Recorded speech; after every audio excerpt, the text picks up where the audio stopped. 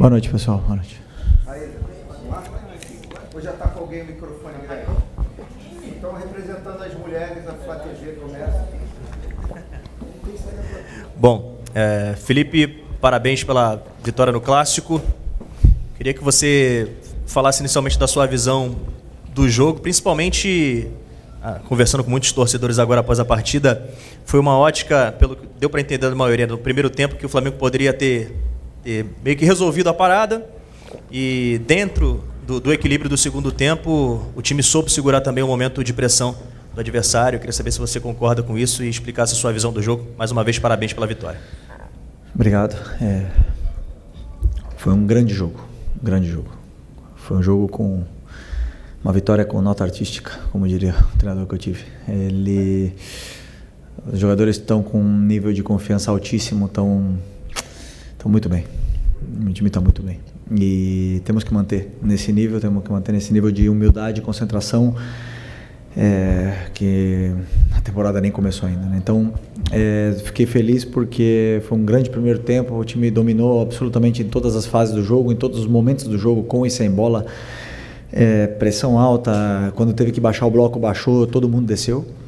E no segundo tempo, natural que o treinador adversário fizesse algumas modificações táticas que causou certo incômodo, eu acredito, nos jogadores, e acabaram perdendo algumas bolas que não estavam perdendo no primeiro tempo, e acabamos, digamos, ficando um pouco correndo atrás da bola, e quando a gente recuperava, já verticalizávamos. Isso aí fez com que perdêssemos o controle do jogo no primeiro tempo, mas depois das trocas, principalmente da entrada do Alan e do Léo, o time voltou a ter o controle, o domínio e a calma para construir as jogadas, e a partir daí foi um domínio absoluto até o final. Felipe, boa noite. Parabéns pela vitória aqui em cima. Ok, boa noite. E queria que você falasse a respeito justamente desse momento de um pouco de desequilíbrio no segundo tempo e até das ações propostas pelo técnico do outro lado, Fábio Carille, e das alternativas que você buscou para tentar mudar aquele quadro em que o Vasco chegou em determinado momento a pressionar o Flamengo, colocou uma bola no travessão, né, para manter a vantagem e até ampliá-la já nos minutos finais. Quando você vai para o intervalo, sendo que quase não tinha nada para falar para os jogadores, não tinha detalhes mínimos para corrigir, detalhes finos mesmo. Então, assim, sabendo que o treinador adversário vai mudar, que vai fazer alguma mudança, que vai, ou até mesmo ou tática ou alguma troca de algum jogador, mas eu não sei o que ele vai fazer. Então eu não consigo avisar para os jogadores o que vai acontecer. Eles têm que entrar no segundo tempo e, até a gente entender o que está acontecendo, resolver. Mas a bola na trave veio de um erro nosso, de uma perca da bola. Então, são algumas coisas que podem acontecer, né? São naturais do jogo, né? Ninguém domina os 90 minutos, é impensável fazer isso. Mas, como eu falei, o time em 90 minutos dominou praticamente 70. Então, é natural que nós estamos num clássico e o adversário também joga. E tem grandes jogadores, tem Coutinho e Vegete, são jogadores de altíssimo nível, e obviamente que o Vasco ia ter o domínio e o controle em algum momento do jogo, e tiveram, mas o time conseguiu superar essas adversidades e outra vez acabar sem tomar gol, que é importante. Felipe, Raíza Simplício da Gol Brasil e da revista Placar. No final do jogo, a gente teve ali um princípio de confusão ali em cima do Wesley, né?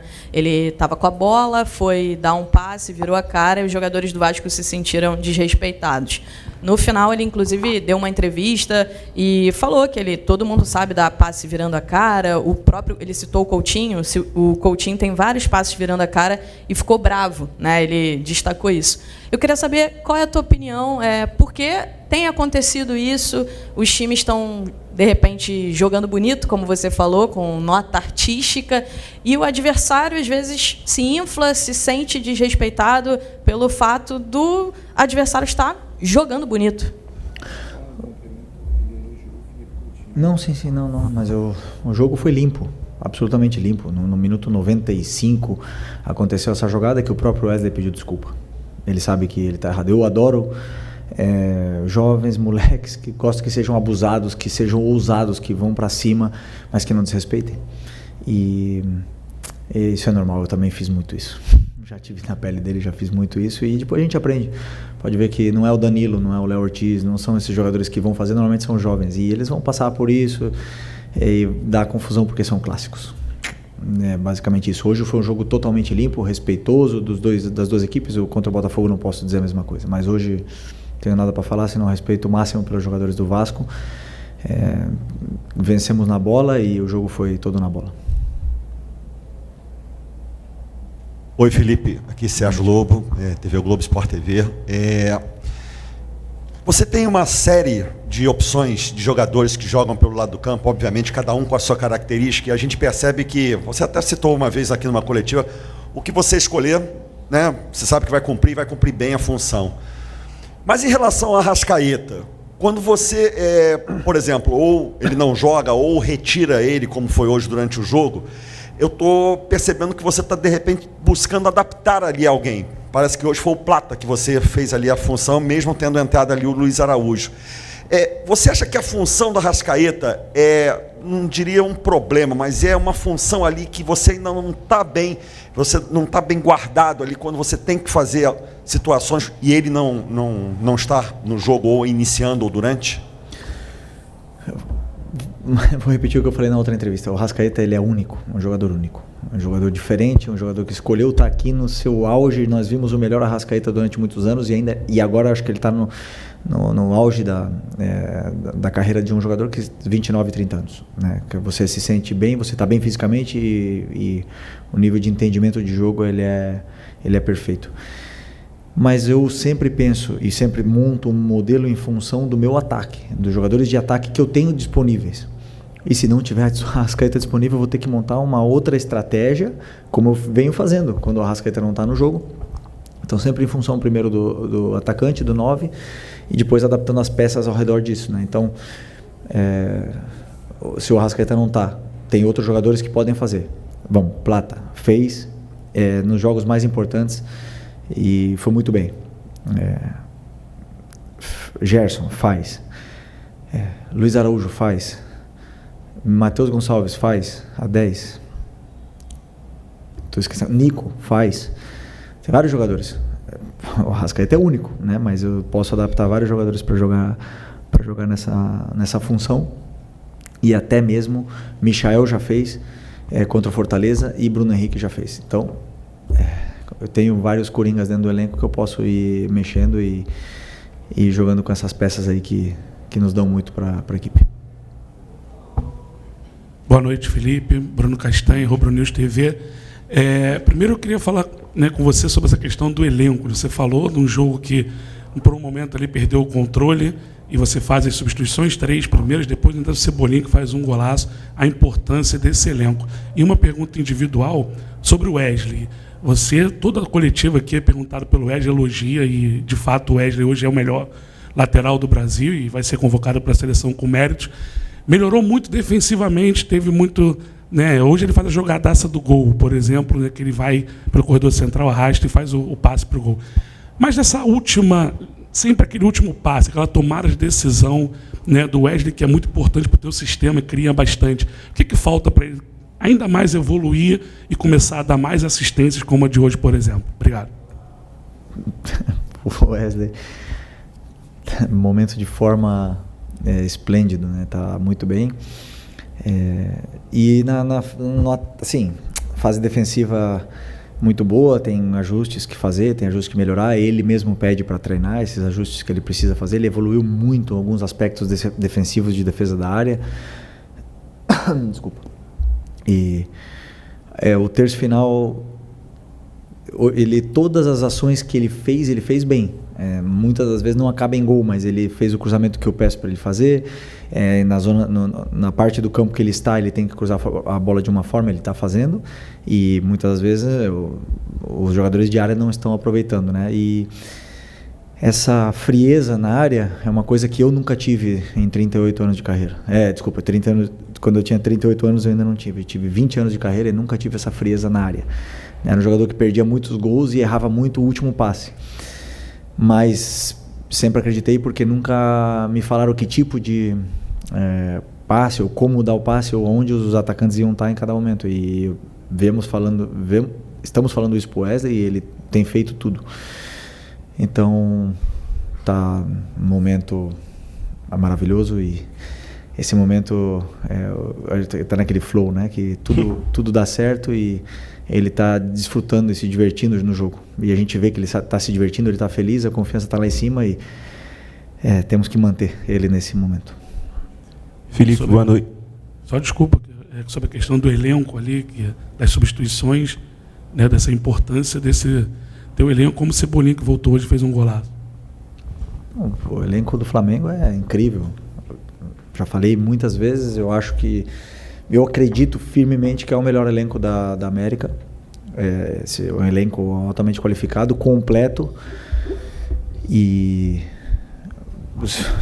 poder colocar o Cebolinha no segundo tempo é uma maravilha. Então eu já falei para vocês, sou extremamente feliz de poder liderar esse elenco aqui e ter essa máquina na mão. Pessoal, pedir para que cada um faça uma pergunta. A gente tem muitos pedidos, se cada um fizer 2, 3, tá? Vamos lá, Igor. Felipe. Pode falar. Boa noite, Felipe. Parabéns pela vitória. João Pedro Fragoso, Jornal Globo. Na primeira resposta que você deu, você falou um pouco das mudanças táticas que o Carille fez e o Vasco conseguiu igualar a partida. E teve uma mudança que o Vasco estava no 4-3-3, depois começou no 4-2-3-1, depois um 3-6-1 ali. Eu queria te perguntar como você recebeu essas mudanças táticas e o que você pensou para respondê-las. Logo depois você fez um pacotão de substituições, colocou o Léo, colocou o Alan e colocou o... Não lembro quem foi o terceiro jogador. Mas enfim, acho que foi o Luiz Araújo. Mas enfim, como você recebeu essas mudanças táticas do Carille e como você pensou em respondê-las para o Flamengo conseguir depois ficar superior de novo na partida e chegar ao segundo gol? Obrigado. Bom, quando começa o segundo tempo, eu vejo como eles estão saindo da pressão e vejo o porquê que eles estão saindo da pressão. E claro, tem jogadores que...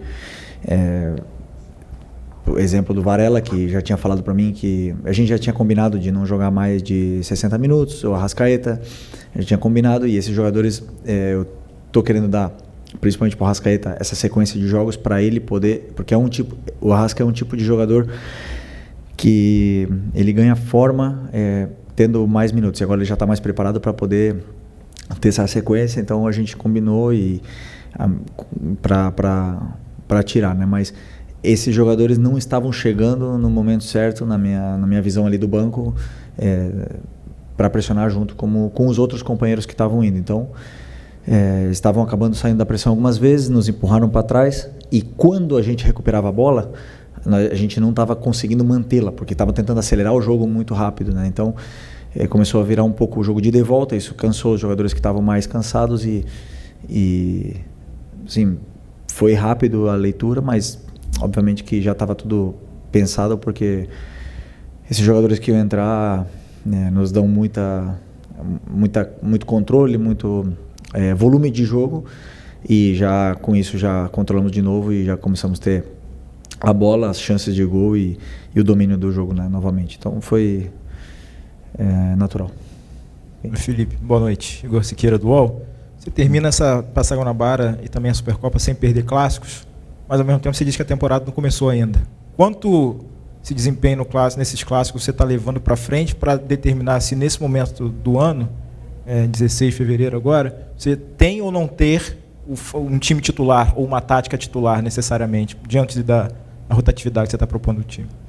Me explica um pouquinho melhor a tua pergunta, desculpa. O peso dos clássicos, ele influencia para você ter ou não ter nesse momento um time titular? Como é que você está vendo a construção do time titular diante do resultado que você teve nos clássicos?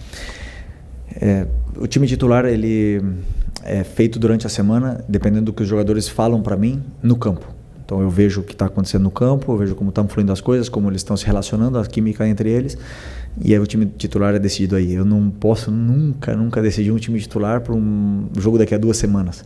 Eles têm que ganhar a vaga deles todos os dias, todos os treinos, e me deixar com dor de cabeça como os zagueiros estão fazendo agora. Então, esse é o primeiro. E só me lembra a tua pergunta de novo, que eu esqueci. Dos clássicos. Desculpa. Me desculpa. Os clássicos, eles têm, além de ser uma forma de preparar fisicamente os jogadores que estão agora começando, ele tem um peso emocional muito grande, né? Então os jogadores eles estão indo ao seu limite, mas não só o nosso, do Vasco foram ao limite, dos do Botafogo foram ao seu limite, os do Fluminense foram ao seu limite, porque tem esse componente emocional, né, que faz o jogador ir além do que pode. 3 clássicos seguidos é muito, né, mas é importante para que eles possam ter essa vivência com o jogo, possam, como eu falo, chegar no Brasileiro da melhor forma. Eles já estão, para mim, já estão na melhor forma. Esses jogadores já estão aptos para disputar, né? E para mim o principal é conseguir dosar e dar as gotas para cada um aí, para que eles possam chegar no começo do Brasileiro da melhor forma física possível, para poder conseguir desempenhar toda a temporada. Okay. Boa noite, Felipe, aqui Gilmar Machado, Rádio Opinião Play. Essa é a sua primeira temporada que você programa, né, a pré-temporada do Flamengo. Muito se reclama sobre calendário e, de alguma maneira, o início de temporada de uma equipe é o campeonato estadual. Queria saber como é que você está programando, porque, até onde eu entendo, ano passado, o Flamengo também iniciou com uma intensidade muito grande no Carioca e depois, no momento crucial, perdeu muitos jogadores. Como é que você está pensando, como é que você programou essa pré-temporada para equilibrar o calendário do Flamengo? Como planejamos a pré-temporada com 2 semanas de adaptação, com a 3ª semana preparando uma final, ou seja, tivemos que interromper um pouco a pré-temporada, entre aspas, para jogar um jogo decisivo.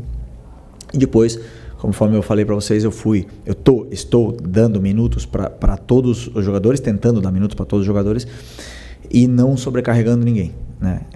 Alguns jogadores repetiram, mas são jogadores que segundo o nosso entendimento, no entendimento do departamento médico e do preparador físico, são jogadores que podem e conseguem e precisam de uma sequência, como é o caso do Arrascaeta, que agora vai começar, é o caso do Gerson, que também condiciona muito jogando, e alguns outros jogadores. Acredito que conseguir, por exemplo, não dar sequência para o Cebolinha, para o Luiz, nesses jogos agora, que são jogadores que vinham de lesões importantes. E estou esquecendo de alguém aqui.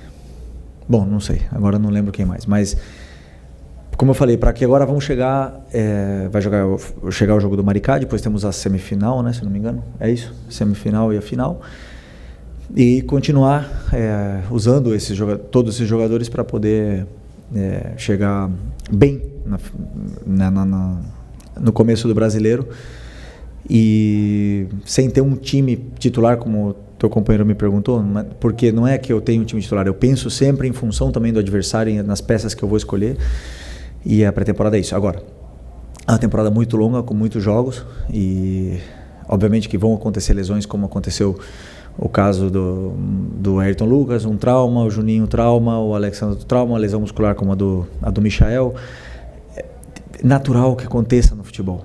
O importante é sempre saber respeitar os processos e saber que isso nós estamos sujeitos a isso, mas com o elenco que eu tenho, estou bem servido para suprir qualquer baixa e poder chegar, manter esse nível na temporada. O que vai dar, por exemplo, para os jogadores ter essa forma, na minha opinião, também depende muito do plano de jogo, do modelo de jogo, porque se os jogadores sofrem e correm errado, claro que eles vão correr mais do que precisam. Okay. Boa noite, Felipe. Fábio Barcelos, Família da Nação.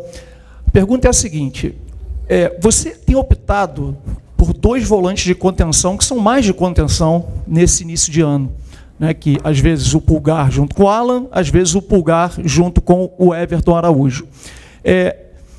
Isso é definitivo ou é algo que você encontrou o time dessa maneira ou é algo que você ainda pretende mexer? Por exemplo, você tem o Gerson, que pode jogar nessa função, você colocando o Luiz Araújo na função do Gerson.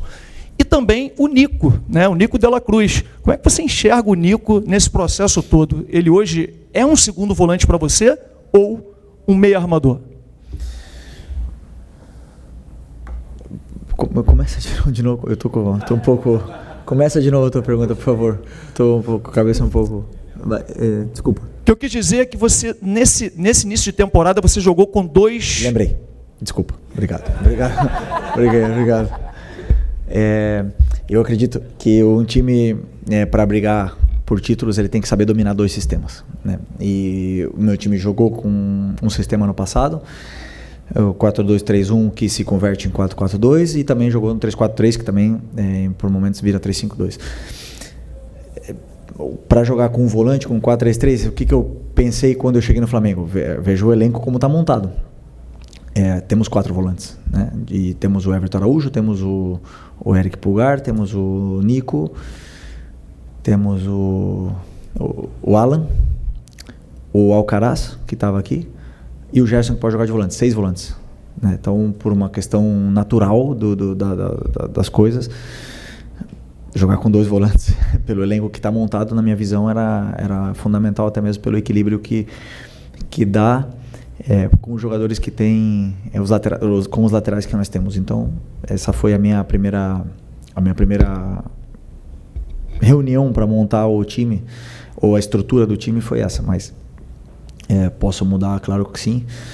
Em algum determinado momento posso usar 4-3-3, posso usar 3-4-3 também. Então, pela versatilidade desses jogadores, né?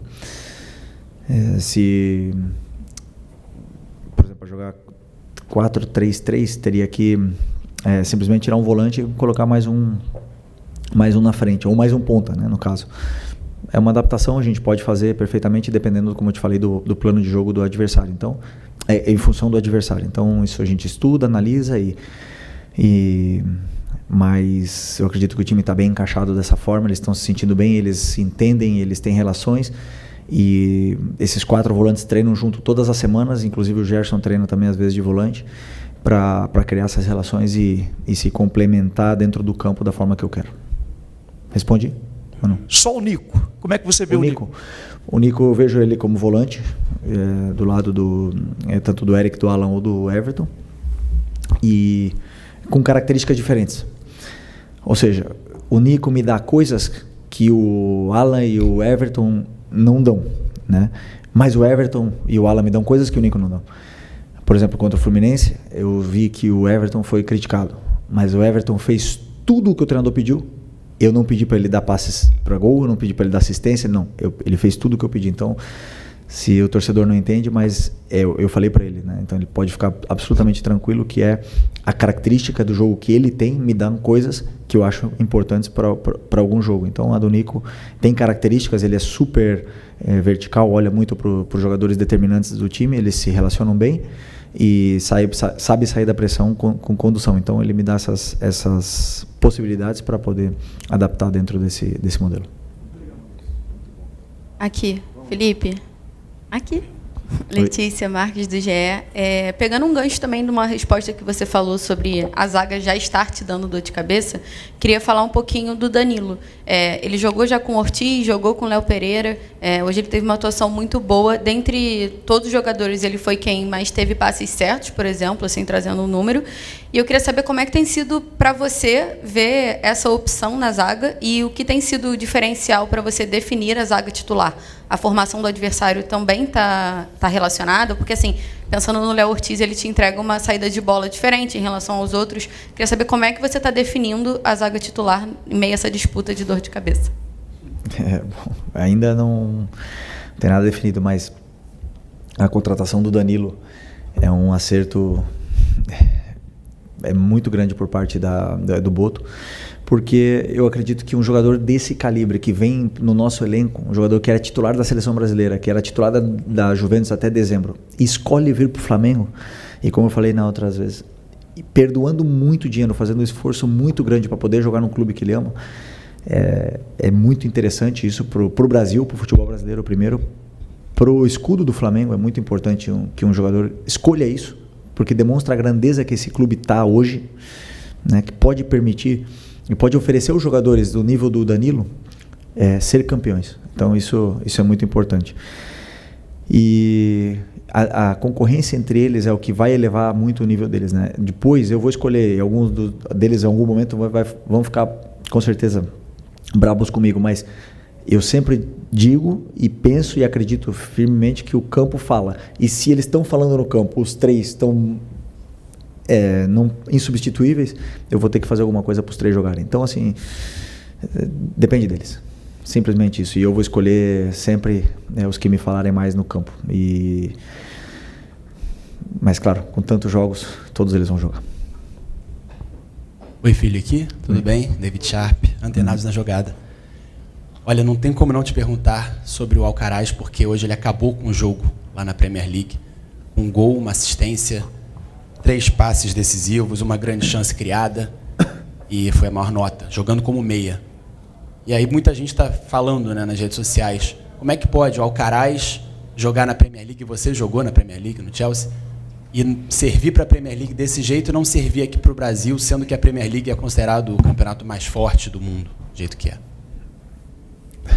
Culpa do treinador? Não. Eu absolutamente, eternamente agradecido ao Alcaraz por tudo que ele fez aqui. Fomos campeões juntos, foi muito importante pra gente ano passado. Entrou em jogos e elevou o nível da equipe.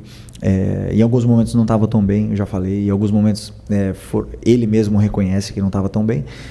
Mas muitas das vezes os jogadores eles são assim, funcionam melhor em algum lugar, em um clube com algum treinador e com outro menos, ou com algum modelo melhor e com outros menos. Isso acontece no futebol constantemente, né? Constantemente. Então, como eu falei, eternamente, extremamente agradecido por tudo que ele fez, pelo garoto que ele é, maravilhoso.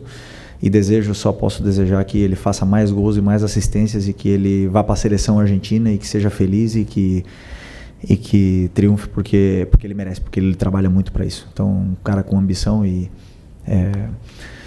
que bom que ele está bem e está feliz. Felipe, tudo bem? Boa noite. Rafael do BarbaCast.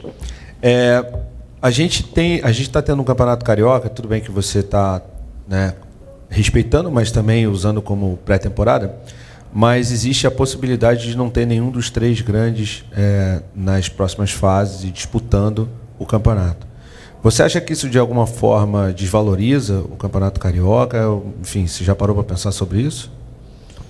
Não parei para pensar, mas o campeonato estadual ele tem um charme, né? Ele é charmoso, ele tem coisas que acontecem nos estaduais que não acontecem em nenhuma outra competição do mundo. E é um campeonato charmoso, sim.